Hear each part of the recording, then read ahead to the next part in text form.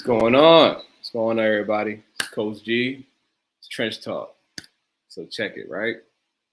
This week, it's week 1. Week 0, it was fun. We had Howard, we had Alabama State, we had Florida Memorial, we had Edward Waters.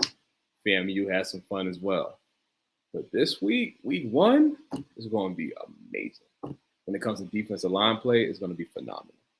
So, just put it out there, just give me some time with this live thing. It's like my first live show in about 5 years, but I got it. I got it, hands down. I got it. And I'm really excited about the show. Want to know why? Because we get to talk about 4 of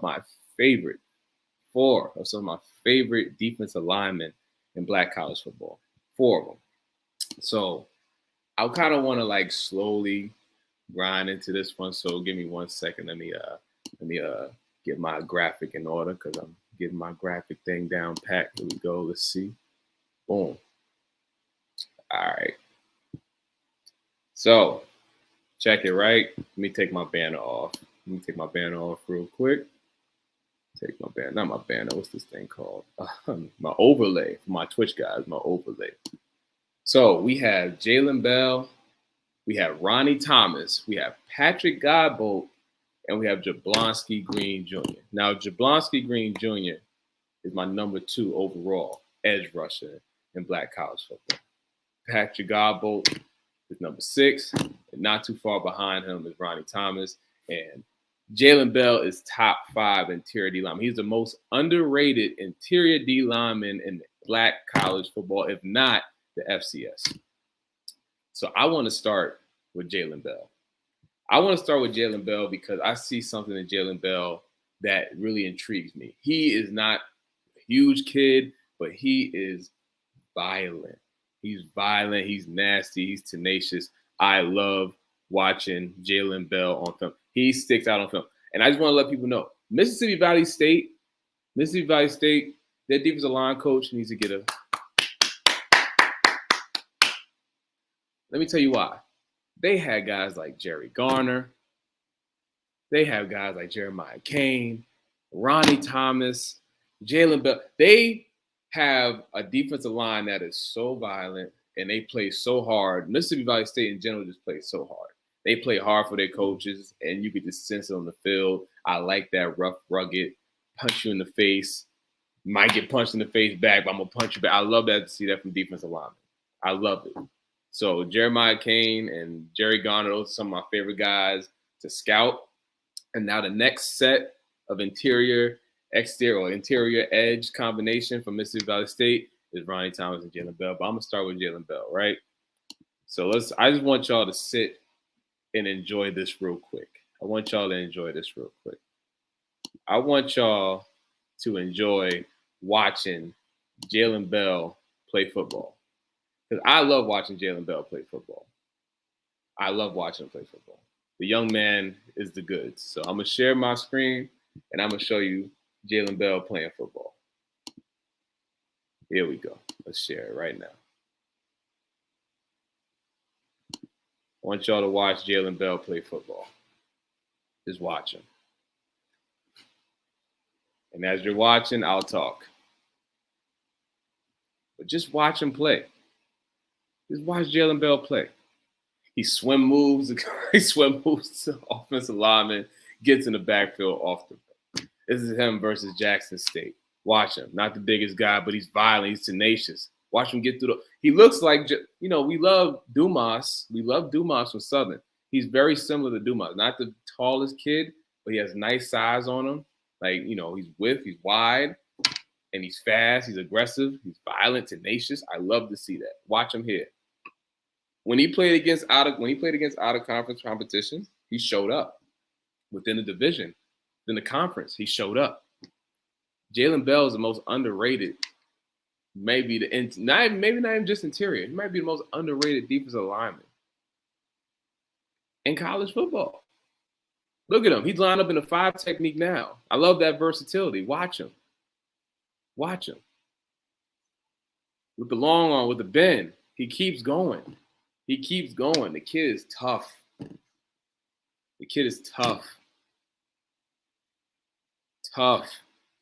Tarleton State is going to have their hands full with this young man. This is enough. So for those who don't really know about Jalen Bell, well, welcome to the party. Welcome to the party. I'm letting you know right now, Jalen Bell is primed to go SWAC first team. He has it in him. He has it in him. You know, we joke and play about having that dog in you. Jalen Bell has that. Watch him here. Get the hands off. Split the double team. Retrace. Get the screen. Slam him to the turf. Watch him here right now. Let's see what he got right here. They try to reach him. They cut back. He peeked. Got off the block. Extended his arms out. Threw him off. Shrugged him. Made the play. Mississippi Valley State destroyed North Carolina Central, by the way, last year. It was defensively, it was a show. The D-line alone gave so much pressure to North Carolina Central. They couldn't breathe. Look at him here. Violent, strong rip with the bend. The bend. He's already low. So he's getting under your offensive lineman. He's getting under him, and he's going to make the play. Very confident. Look at him right here. He can play 3. He can play 1. He can play 2-eye. He can play 0. He can play 4-eye. You can line him at the 5. He's just a violent, physical player, and I love watching this young man play. I could watch this young man play forever. And I'm hoping and praying because, call a spade a spade. Me personally, you don't have to be a tall interior guy to be good. Interior-wise, you don't have to be tall to be good. No. You just have to have a strong lower base, and you have to be able to strike guys, and you have to be quick. And he has all that. Just watch him. Watch him. It's rare he's getting knocked off the ball. And he's not the biggest guy. He's getting double teamed. He's probably about 280, 290 pounds. Not the biggest guy. Probably 5'11", 6 foot. Even. But here's the trend. Here's the trend. It's a very simple trend. The best interior linemen in black college football are not tall. They're not tall. They're not tall. I'm telling you. Jason Dumas and Jalen Bell and guys like that are not the tallest guys. They're not the tallest guys. Marcus Davis from the CIAA, he about 5'10". Dominant. Malik Head from Livingstone, he's not the tallest. But they're strong. And they don't like to get blocked. They don't like people touching them. That's what you want from your 3-tech. So I could go on and on about Jalen Bell. But I just hope you'll realize. Now, he's not a senior. He's an underclassman. And I believe him and Gentle Hunt, who's also another 5'11", 6 foot guy, but low and strong and violent. Those young men, they're the next group of interior D linemen in the SWAC for sure is phenomenal. Phenomenal. Phenomenal. Okay? So I'm just letting you know now. Jalen Bell's the goods. Jalen Bell's the goods. So let me stop there. Okay. So that's the interior play. Now let's transition. Oh, let me put my brand back up there. I gotta showcase the brand. I made my own little overlay too. Cool. That's cool. Make sure y'all follow Coach G or Coach Huggins Jr. on Twitter, Coach Huggins Jr. on Instagram. Make sure you follow Draft HBCU players. Make sure you follow Draft HBCU players. I'm sorry, I'm getting a little parched. So I came right from work. After I went to work, went to practice, coached up my D-line. I got 6 D linemen. Love them. Not the biggest guys, but they're violent.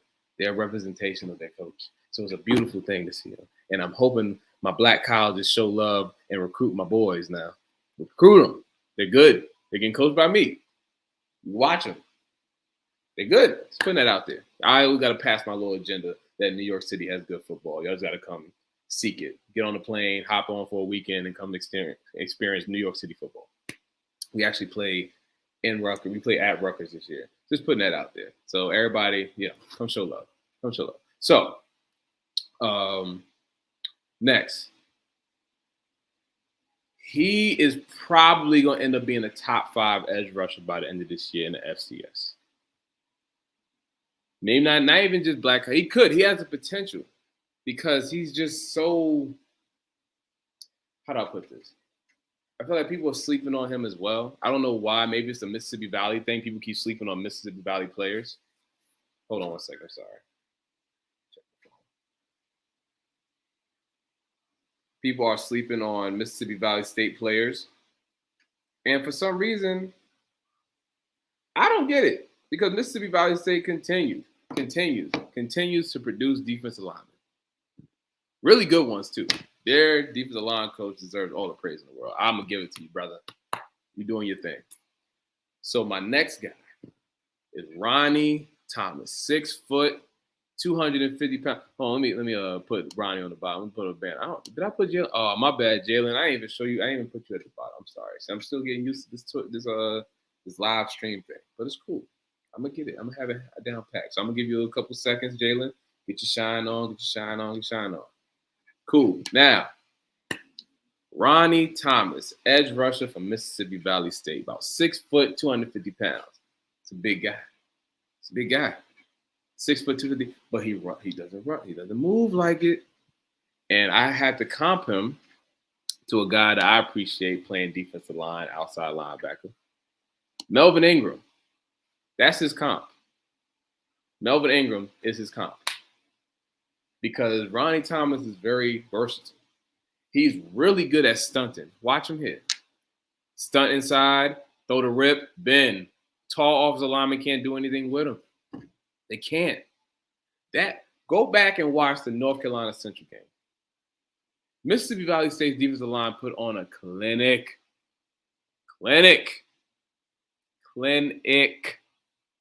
Watch it. See, so this is my for my Instagram people. I put this on my Instagram, like give it a little old school feel. Kind of cool. But watch Ronnie Thomas. Watch him. He's literally Melvin Ingram. That is his perfect comp. That's who he is. And I love that for him. And I hope that Ronnie Thomas gets his due. I feel like he doesn't yes, he went all CIAA, but I feel like people they're not looking at him much for like all these different bowl games and stuff like that. But if I have anything to do with it, I'm gonna make sure Ronnie Thomas gets all the love and attention and shine that he can handle, because he is just that good. He is that good. I'm big on how are you against the run? Because you got a guy that's 6 foot 250, some people be like, okay, well, can he stop the run? I'm glad you asked. Ronnie Thomas can stop the run. He can stop the run. Easily. Not easy. Let me not say easily. But he's not scared to stop the run. I'll say that much. He's not scared to stop the run at all. And I love that. He has good, like his arms are pretty long, considering he's only 6 feet tall. His arms are pretty long. So he's able to extend out. So we're going to talk a little football. So if you're in a 5 technique and you're shaded, you want to make sure your inside hand's via the neck, your outside hand. I call it the little love plate or the little mesh right here. That's for your shoulder and your chest right here. You want to make sure you get right there.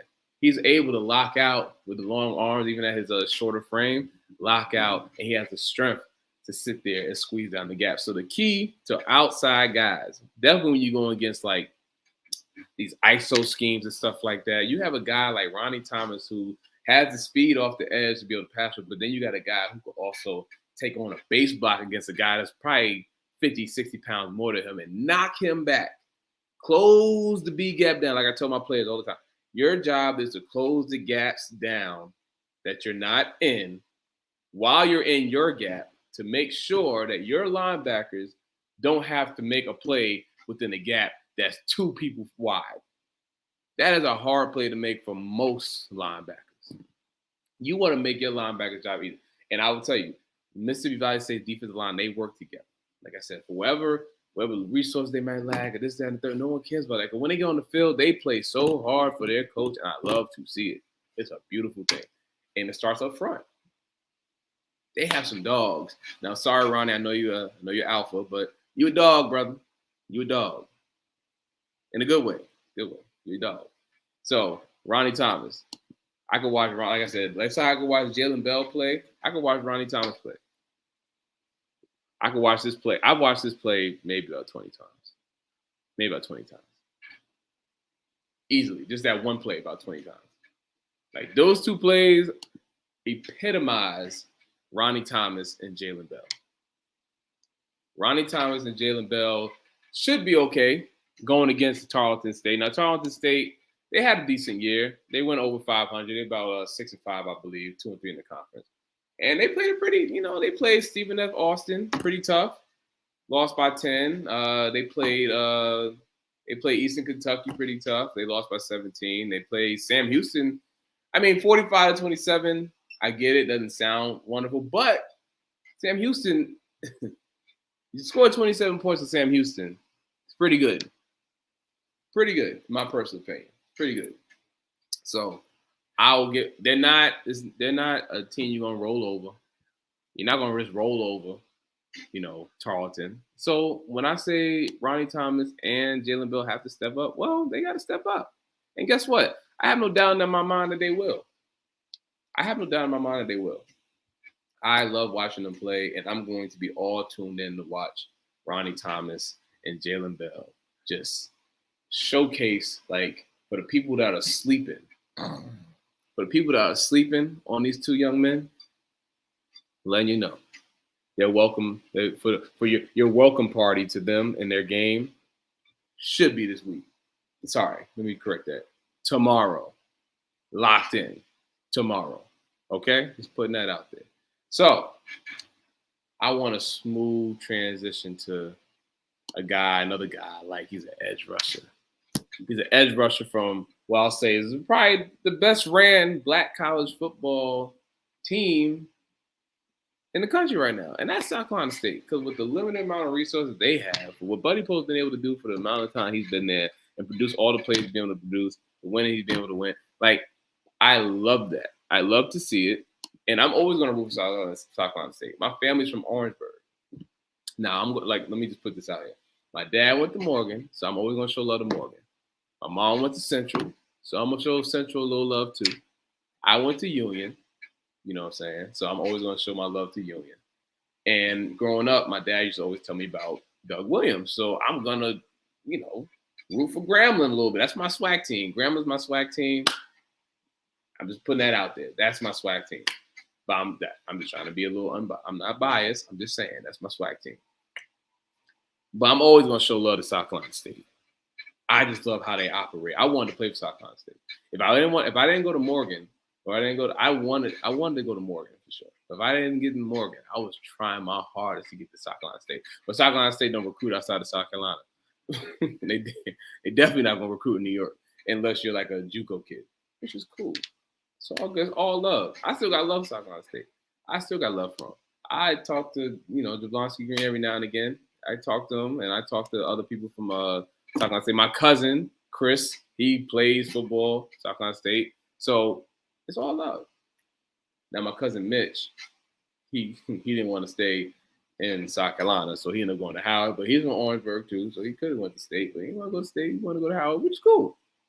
My family, we're HBCU lineage. Like my dad, Morgan, linebacker, cousin, DB, other cousin, DB. I'm a D lineman. My grandfather played for the Army, but that's a whole other thing. That's not really HBCU, but you get the point. We're a football family over here.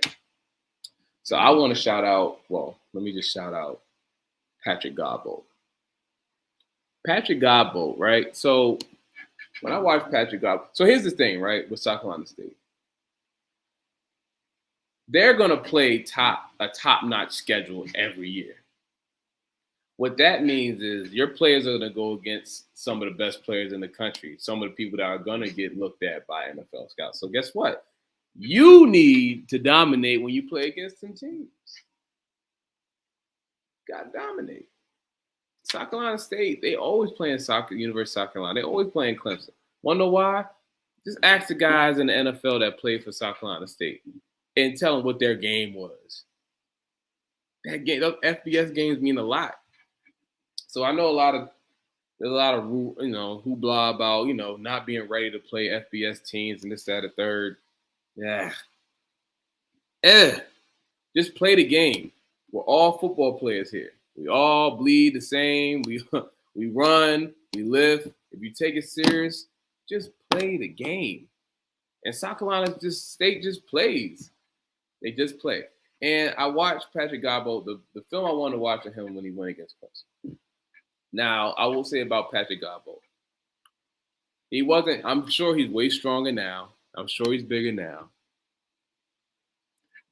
he puts on weight and he keeps hitting that weight room like I know he's doing, Patrick Godbolt is going to get looked somewhere. XFL, USFL, NFL, something. He's a playmaker. They say you got to listen to 6'3", about 235. He get about 250. We're looking at something here. Because at the end of the day, you got to block somebody at South Carolina State because their whole front seven is like that. Their front four, you pick one. It's so video. But when I talk about their two edges, that's a tandem. That's like one of the best edge tandems in black college. It might be the best edge tandem in black college football. It might be the best. It might just be. Hold on one second. I'm parched again. Take this banner down so y'all. Nah, I keep saying banner. It's my brand. What's it called? The overlay. Let me take this overlay down so y'all can see the guys at the bottom. Oh, went away. Here we go. Bring it back. Boom. Here we go. So, Patrick Godbolt. Patrick Godbolt is going to be a 3-4 outside linebacker the next level. But luckily, and it's good for him because he's in a system that does a lot of zone blitzing. And their defensive coordinator is the best in black college football. The best. His zone blitz schemes are amazing. And you can see those two edge rushers drop back in the coverage. And then the next play, they coming for your quarterback. It is, I'm not going to use bad words. It is freaking lovely to see because it helps them with the next level. Because a lot of the edge rushers that's in black college, they're not dropping back in the coverage. So it's kind of hard to distinguish if they're going to be a 4-3, a 4-3-5 technique, like how Deshaun Dixon was. Or you're going to be like James Houston where you're so versatile, they don't know what to do with you. But that's a whole other thing. I told them, I'll just take this off so everybody can see my whole face. I told people, let me put my banner on. Not banner, overlay. I told people James Houston is a 3-4 outside linebacker. Or he's a 4-3 off-ball linebacker. He's a Will or a Sam. He might be able to be a Mike. But no, they want to put him at 5 technique for full-time. That's not his game. But that's a whole other thing. And I don't want them to make the same mistake with Patrick Godbolt once they look at him. Because he's going to have another productive year. His name is out there. People know about him. He's going to be, for sure, HBCU Legacy Bowl. And we probably want to see him again in the Celebration Bowl. You never know. So the film's going to be there. Scouts have to see this kid. So all I say from Godbolt is, utilize what you're good at, brother. He has long arms. He has the speed. He's a playmaker. And guess what? He has someone on the other side because they have to double team one of these guys. They had double team one guy. So who are you going to double team? It's like smash and dash and a pass rushing, edge rusher kind of a feel for it. Let me see. Let me show y'all something real quick. I'm going to show y'all a little video I made of Patrick Godbolt and well, you know what? I'll spill the beans. It's Patrick Godbolt and Jeblonski Green Jr. And y'all know Jeblonski Green. That's Lamar Woodley. I've been telling people that. That is Lamar Woodley. You need any NFL team that's going to look at Jeblonski Green Jr. and Patrick Godbolt. Those guys are 3-4 outside linebackers. Do not try and make them traditional 4-3-5 techniques. I'm telling you, I promise you, these guys are versatile enough to be able to do both, but I will recommend that they play 3-4 outside back. If you watch their tape, they are standing up 90% of the time. Okay? So, just putting that out there. They are 3-4 outside backers. Regardless of what scheme they are running at South Carolina State, next level, they are 3-4 outside backers. And they can do it, but they can pass rush, and they are known in that scheme to drop back in the coverage every now and then. And they can stunt. Like, Jeblonski's the hitter. Boom! He's a power guy, power rusher, violent hands. Against the run, call a spade. He's the best run-stopping edge guy in black college football. I say after him, it's got to be Darian Brokenberg, and then you throw Sundiata Anderson. You got to throw Isaiah Land up there too, because Isaiah Land averaged over 2 tackles for loss per game. But Jeblonski Green Jr.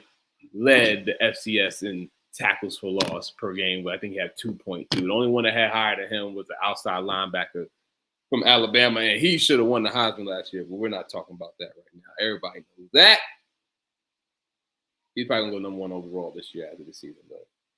Cool. As long as Jeblonski's getting drafted as well, and as long as Patrick Godbolt's getting the look, I'm cool with that. No problem. Jeblonski, they're high on my list. They're in my top 10. They're in my top 10 for a reason. So let me see. I'm gonna share my screen. I'm getting good at this. I'm getting good. Oh no, I see. I haven't clicked on video file. Sorry. Hold on. Share my screen. I'm just gonna show you this. Share this. I want y'all to look at this video I made of these young Jeblonski, Green Jr., and Patrick Godbolt. This is my favorite edge rushing tandem in all of black college football. As you can see here, Jeblonski Green, he's more the power guy, violent guy. And then you have Godbolt, who is just a speedster, a little lighter, very athletic. They're both actually very athletic. And they complement each other very well because guess what? If you run away from the other, or if they decide to put them on both on the same side, good luck. You see, you run away from Jeblonski and you run into Godbolt right here, stretching the play out, makes the tackle in the backfield. That's all day. Here versus Jackson State, these two took over the game. They completely made it hard for Jackson State to get anything going on offense. As you can see here, they meet each other in the backfield on multiple occasions. Multiple. This is just what they do. This is what they do, and I'm excited to see this tandem this year. Jeblonski, Green Jr., and Patrick Godbolt. This is my favorite edge rushing tandem. Like I said, I'm excited to watch them play this year. And they're going against UCF. Because once again, South Carolina State has the formula. Play FBS schools, have your best players ball out against these schools, get you a look. I think South Carolina State is going to have almost double digits and double-digit players in the NFL. So I think I remember the number. I know they have about at least six. They got at least six. At least six. So, hey, they have the formula. They're going against UCF. UCF has high expectations. I mean, UCF is not a bad program. They've been solid for a while. I like UCF a lot as a program. Like, they started from the bottom. And, well, as the song goes, they're here. And they haven't really gone anywhere. You know, they've had ups and downs, but I think they won 9 games last year. Was it 9 games? Oh, I gotta look at it. How many games they won? Okay, they went 9-4 with a bowl win. Okay, cool. That's fine. There's nothing wrong with that. I like that. I'm a fan of that. I'm cool with that. I am completely cool with that because guess what? South Carolina State, when it comes to bully ball, they're like the up front, offensive defensive line. They're bullies. But I needed to showcase that against UCF. Now, we all know how the game may go. You know, the game might be a blowout. I don't think it's going to be a blowout per se because South Carolina State is carrying some heat on their offensive side of the ball too. Fields, Flowers, and Davis, big boy. Shaq Davis. That's the name, right? Shaq Davis. I'd make him play edge rusher for me, personally. I'm joking. He's good where he's at. But, end of the day, South Carolina State and Mississippi Valley State, let your edge rushers do their thing. Call the game to ensure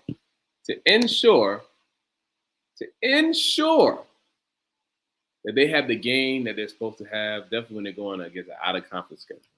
If South Carolina State, listen, if FAMU didn't show you that it's possible, and I think defensively, South Carolina State has a better unit, to me, as a unit, because they play together for a little longer, and I just feel like they have a better defensive coordinator.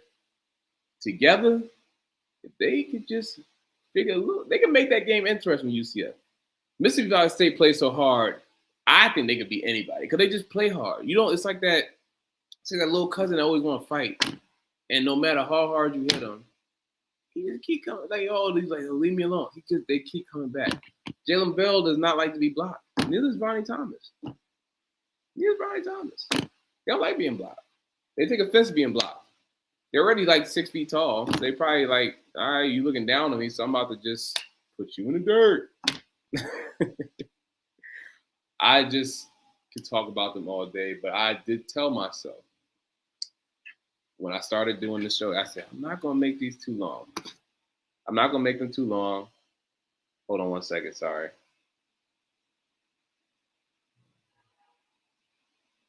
I'm not going to make these too long. I just want to give short but critical insight on these players because listen, these guys are good. They're good. I just need them to continue to produce when they go against out-of-conference schedules. And when they're within their conference, they have to go off. They have to go off. It can't be he's pretty. No. Like, there's no way you're watching these 4 guys on film like, man, that guy can't play the next. No, they could play the next level. In a perfect world, I would train, I'm a D-line trainer too, I would train all these guys right before the draft, right before whatever. I wish it was a situation, but perfect. I could train every HBCU defensive lineman, come train with me. Man, who knows? We'll see what happens in the future. Never know. But these guys, I talk to them every now and again. They telling me this. They're confident. They're humble. They're amazing young men outside of just being a really good football player. I'm gonna root for. I have to root for them. So I'm gonna end it.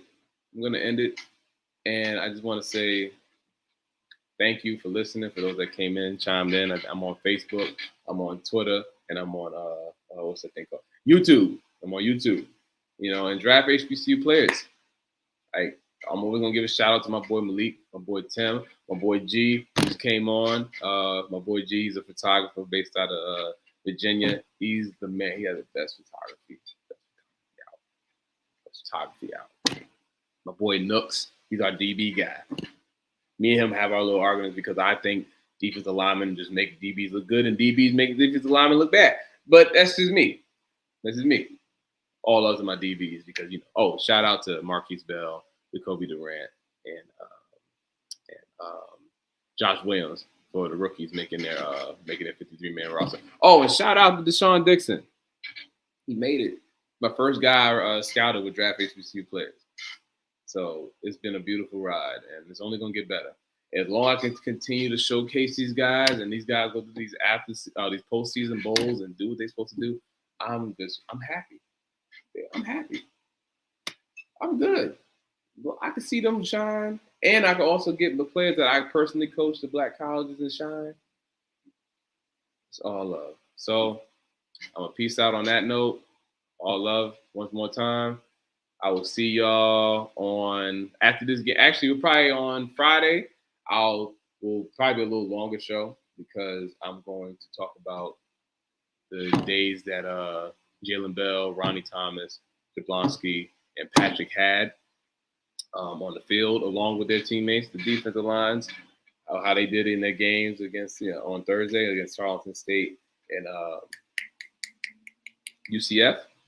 And then we're going to talk about some games that I look forward to going into the weekend because there are some trench wars about to happen. And I want to talk about an defensive line matchup that I think y'all might like. And I'm going to drop the graphic on Friday. And I'm going to talk about that matchup. It might be one of the best edge rusher versus offensive tackle matchups all year. They went against each other last year. The offensive lineman won. But this year, the defensive lineman, now that everybody knows about him, he got to win this one. Now, don't get me wrong. The boys going against these dogs. Probably the best offensive lineman in the country. Definitely in the FCS. So, put that out there. Just a little drop a little flavor, a little hint. So, follow Twitter, Coach_Huggins Jr. Same thing on my Instagram. And make sure you follow Draft HBCU.